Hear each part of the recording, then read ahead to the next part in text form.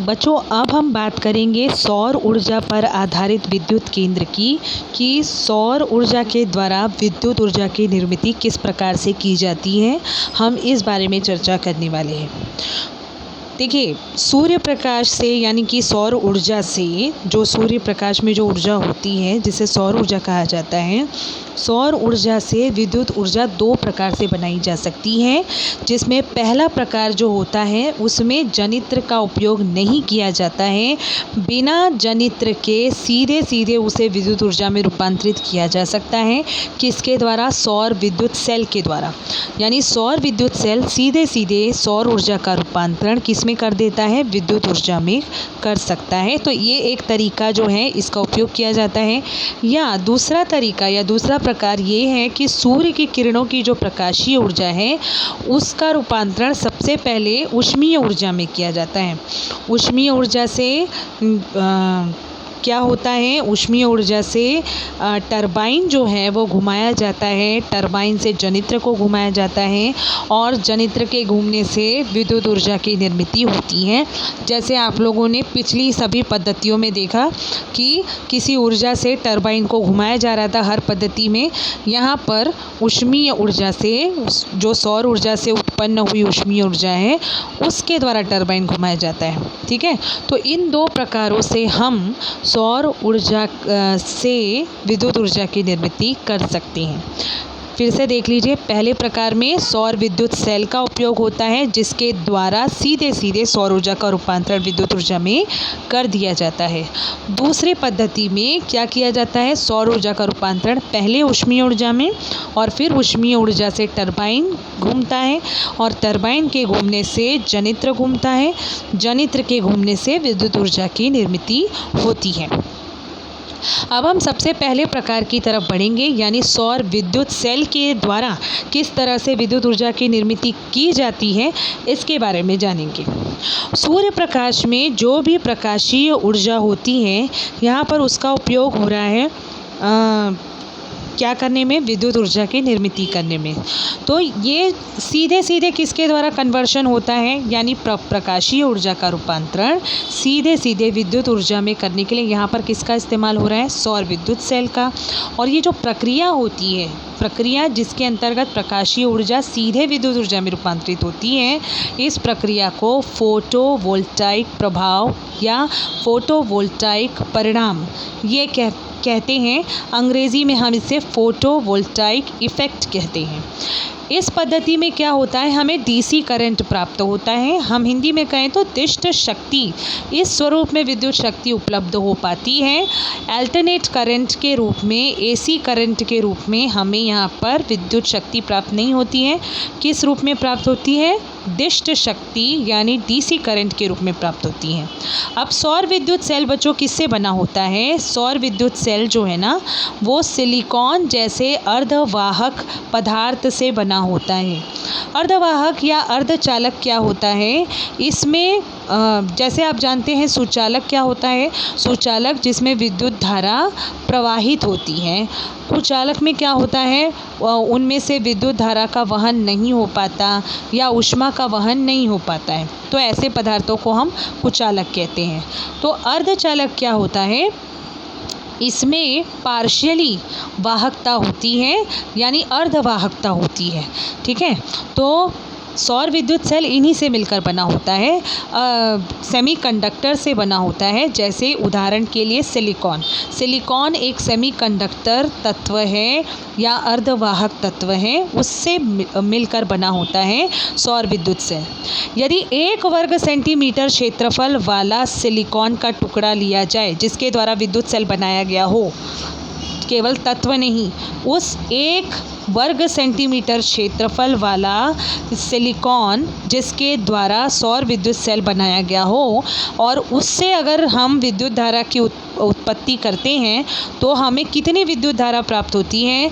हमें 30 milli ampere इतनी विद्युत धारा और 0.5 वोल्ट इतना विभवांतर मिलता है। किससे?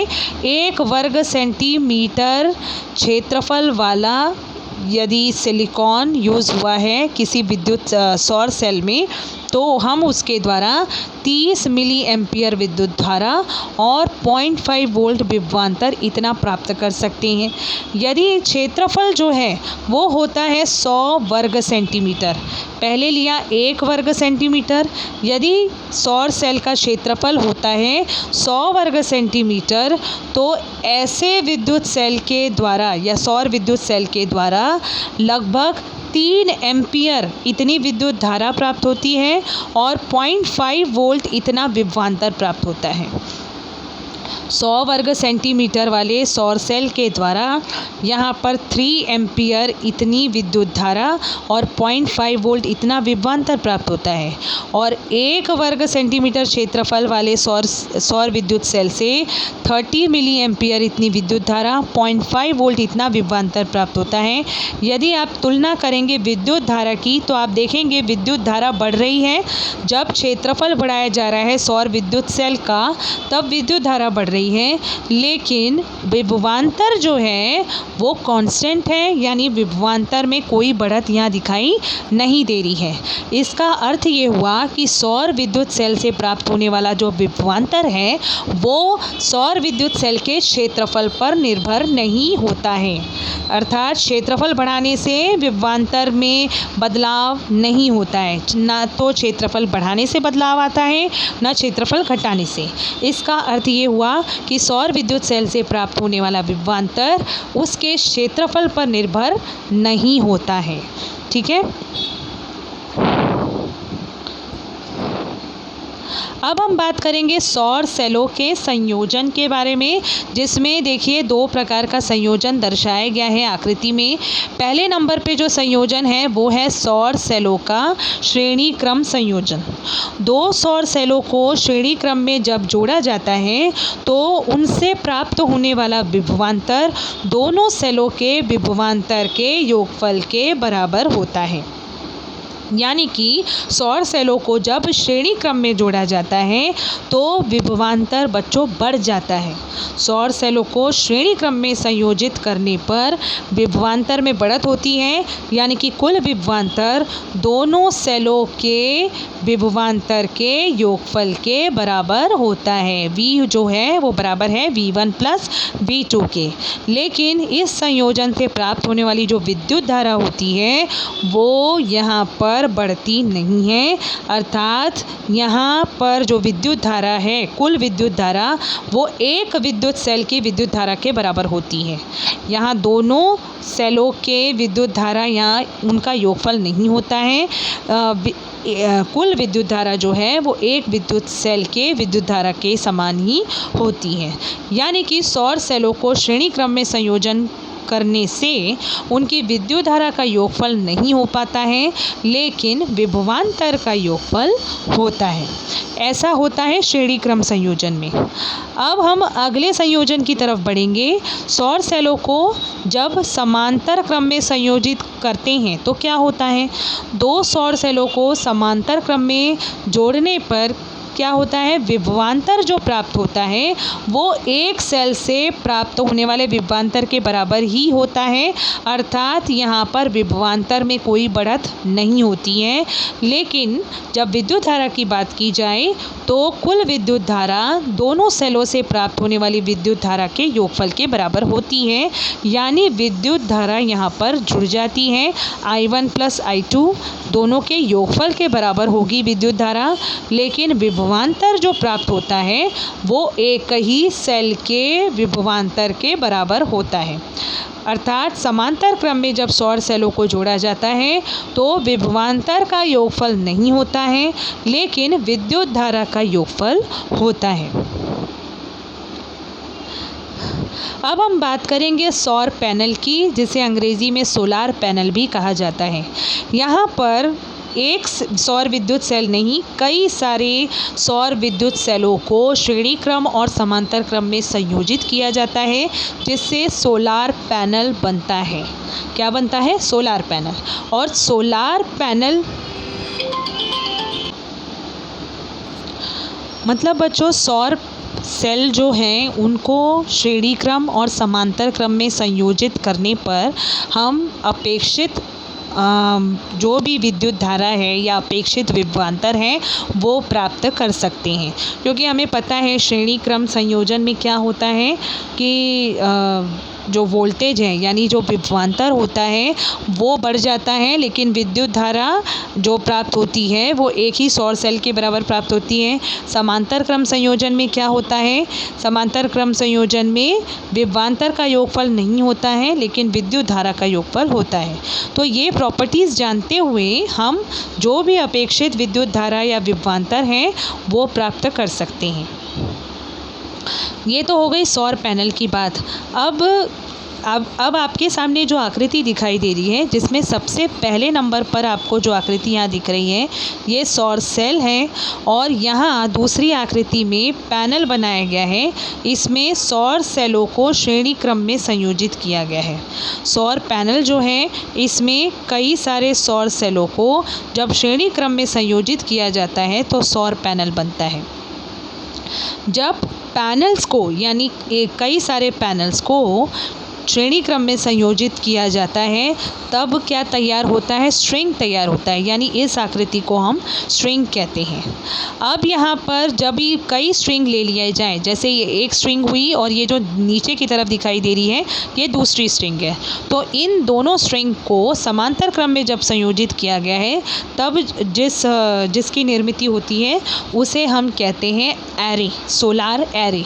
ठीक है, तो इस तरह से इनका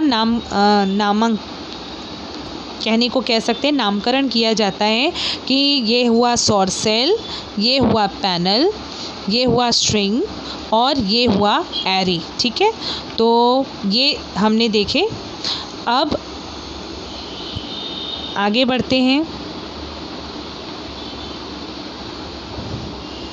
अब और एक बात ये है यहाँ पर कि सौर सेल जो भी आपने ऊपर देखा उसके बारे में ये भी हमने बात जानी थी कि हमें इसके द्वारा डायरेक्ट करंट दिष्ट विद्युत धारा प्राप्त होती है, और जो दिष्ट विद्युत धारा पर कुछ ही यंत्र चल पाते हैं, जैसे कि लाइट एमिटिंग डायोड पर आधारित यानी एलईडी जो बल्ब होते हैं वो डीसी करंट से चलते हैं।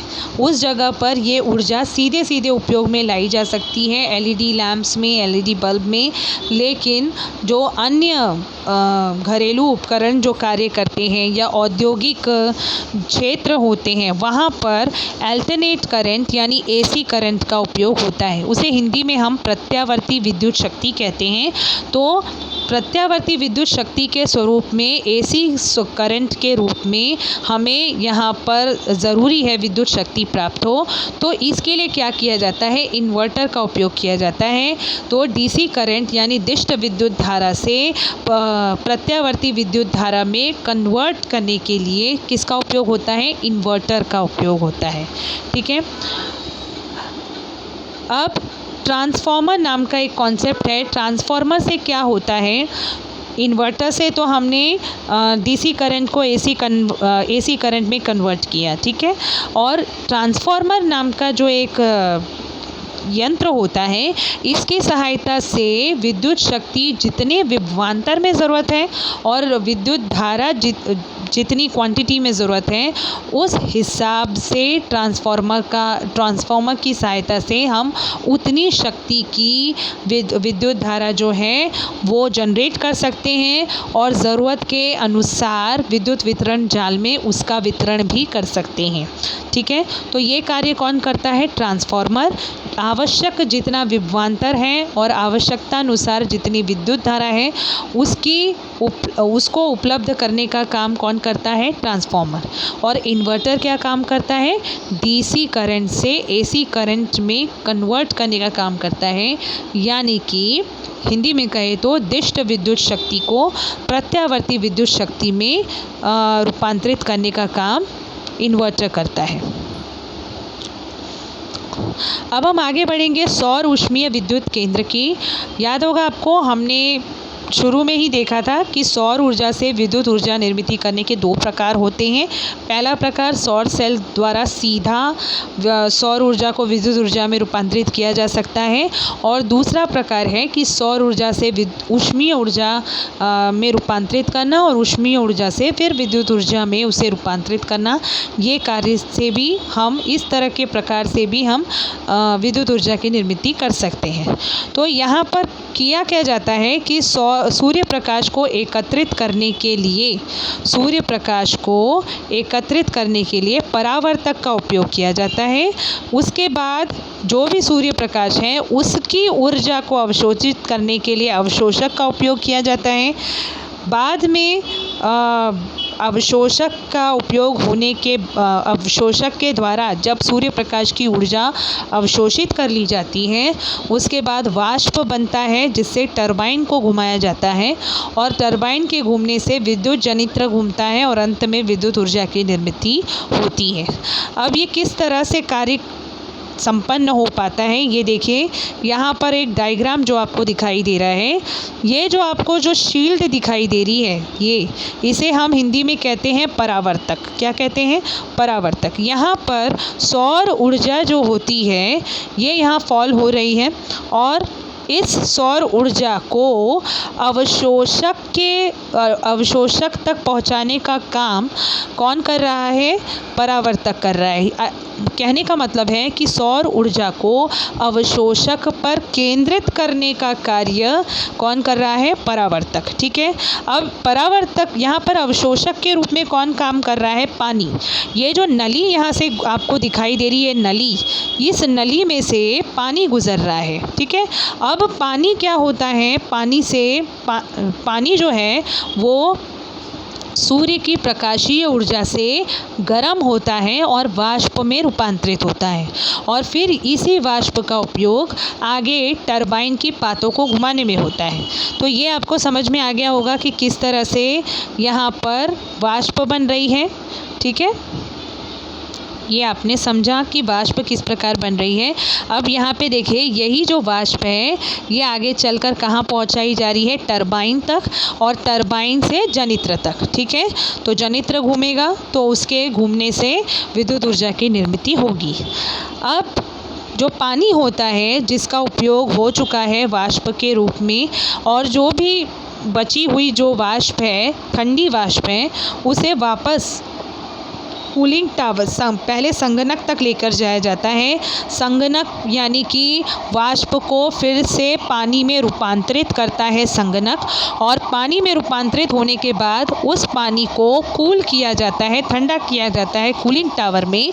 उसके बाद उसे फिर से पंप के द्वारा फिर उन नलियों में पहुंचाया जाता है, जहां जो नलियां परावर्तक के पास आपको दिखाई दे रही हैं, और वहाँ पर से वो पानी गुजरने के बाद फिर गर्म होता है, वाष्प में रूपांतरित होता है। फिर वो वाष्प आगे बढ़कर टरबाइन को घुमाती है, टरबाइन जनित्र को घुमाता है, और जनित्र के घूमने से विद्युत ऊर्जा की निर्मित होती है। ठीक है। तो इस तरह से सौर ऊर्जा से दो प्रकार के द्वारा विद्युत ऊर्जा की निर्मित की जा सकती है। ठीक है। अब ये जो सारणी यहाँ पर आपको दिखाई दे रही है, इसमें आप देख सकते हैं अलग अलग जो आपने स्रोत देखे, अलग अलग पद्धतियों में आपने देखा था कि अलग अलग ईंधनों का उपयोग हो रहा था। जैसे कि ऊष्मीय ऊर्जा पर आधारित विद्युत निर्मित केंद्र में कोयले के ज्वलन से विद्युत ऊर्जा की निर्मित की जा रही थी। तो कोयले के द्वारा विद्युत ऊर्जा की निर्मित की जाने का जो प्रमाण है, वैश्विक प्रमाण है, वो 41% है। यानी कि कोयले के द्वारा 41% कोयले के उपयोग द्वारा विद्युत ऊर्जा की निर्मित होती है। 41% पूरे वर्ल्ड लेवल की बात हो रही है। प्राकृतिक गैस के द्वारा 22% इतनी विद्युत ऊर्जा जो है पूरे वर्ल्ड में प्राकृतिक गैस के द्वारा बनाई जा रही है। इसके बाद जल विद्युत के द्वारा देखिए, उसका भी अलग अलग प्रमाण दिया गया है। जल विद्युत के यानी कि जल के उपयोग के द्वारा विद्युत ऊर्जा जो बनाई जा रही रही है पूरे वर्ल्ड में 16% है। परमाणु ऊर्जा के द्वारा विद्युत ऊर्जा की निर्मित 11% है। पेट्रोलियम के द्वारा जो विद्युत ऊर्जा की निर्मित हो रही है 4%। और नूतनीकरणक्षम स्रोत यानी पवन विद्युत और सौर विद्युत यानी पवन ऊर्जा और सौर ऊर्जा के द्वारा जो विद्युत निर्मित हो रही है वो 6% है। अब भारत में सबसे ज़्यादा कौन सी विधि का उपयोग होता है? कोयले के ज्वलन द्वारा यहाँ पर विद्युत ऊर्जा की निर्मित सबसे ज़्यादा होती है। भारत में 60% तक जितना भी भारत में इलेक्ट्रिसिटी बनती है उसमें 60% जो इलेक्ट्रिसिटी है वो कोयले के ज्वलन से बनाई जाती है। प्राकृतिक गैस जो है वो 8% है। जल विद्युत जो है वो 14% है। इस तरह से आप भारतीय प्रमाण देख सकते हैं और वैश्विक प्रमाण देख सकते हैं। ठीक है ना? तो इसी के साथ हमारा ये जो पाठ है ये समाप्त होता है। यदि आपको इसमें कोई भी शंका हो तो बेझिझक पूछ सकते हैं, कमेंट बॉक्स में भी पूछ सकते हैं और आप चाहे तो पर्सनल भी पूछ सकते हैं। ठीक है?